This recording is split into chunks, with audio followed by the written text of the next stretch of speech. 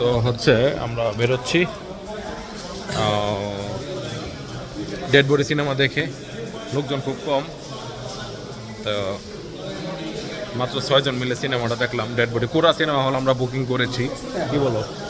আসলে কথা হলো দর্শক ছিল না, তো ভালো লাগছে এক কথায়। পুরা সিনেমা বামে যাও, ওই যে গাড়ি। আসলে পুরা সিনেমা হলে তো আমরা ছিলাম না মূলত, মানে আমরা বুকিং করি নাই। ব্যাপারটা হচ্ছে দর্শকই ছিল না। তো আমি যদি বলতে চাই তাহলে ডেড বডি সিনেমাটা হচ্ছে আসলে তেমন ভয়ের কোনো কিছু নাই, একদম নর্মাল একটা সিনেমা। তো পোস্টার দেখে অনেকেই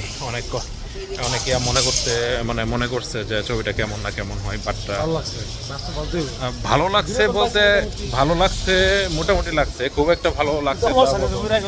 কিন্তু অমর সানির যে এন্ট্রিটা এটা তো অনেক ভালো ছিল, কিন্তু লাস্টে যে অমর সানি বাতাসে উড়ে যাবে। হ্যাঁ হ্যাঁ হ্যাঁ, আসো।